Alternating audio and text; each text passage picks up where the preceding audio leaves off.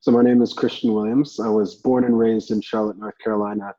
I'm currently actually in Boston, Massachusetts, quarantining with a friend for the week.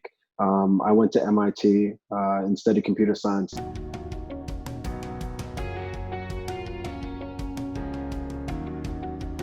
So the institution is ENS Paris-Saclay. My interest in computer science back at MIT sort of centered around artificial intelligence and specifically computer vision. And so when I was trying to figure out what sort of program I was looking for when I headed to Paris, I think imaging and CV, computer vision, is really fascinating for the insights that you can discover about the world around you, giving computers the ability to see and make decisions based off of that sort of visual information, the same things that humans use so frequently.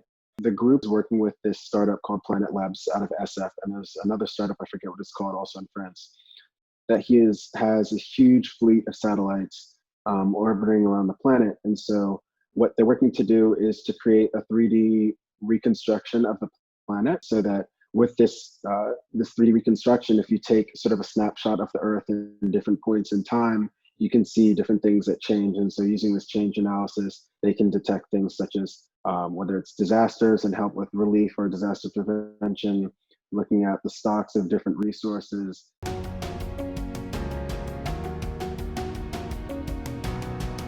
Yes, a couple of different things. One is I've been taking French, the language, for a lot of years now. Hour every other day, maybe once or twice a week, just doesn't really solidify the language, and it's something that is really, really important to me for the long run.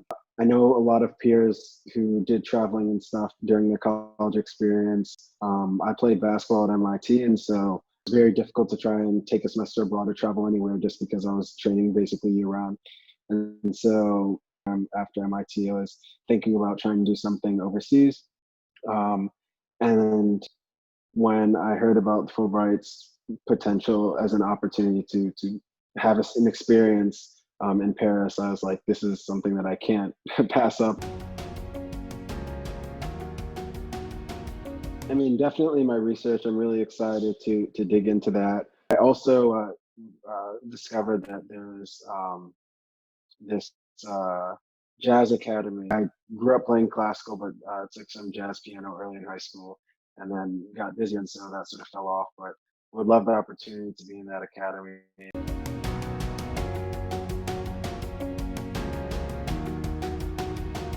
I think is in my future at a high level is just problem solving, an entrepreneur. And I think that one significantly narrows the scope of the problems they're able to solve or the solutions that they can come up with if they have a very narrow lens about themselves and about the world around them.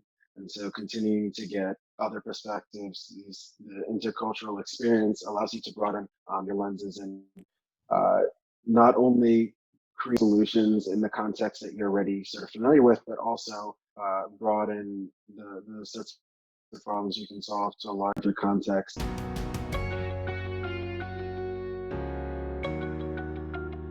The thing that has been an important message for me is to ensure that in each of the sort of the obstacles that keeps popping up in 2020, to make sure that you respond instead of react. The situation is difficult for a lot of different people, and that doesn't mean that I or you or anybody should feel any better or worse about the situation compared to others. But what matters is the steps that you take in response to it.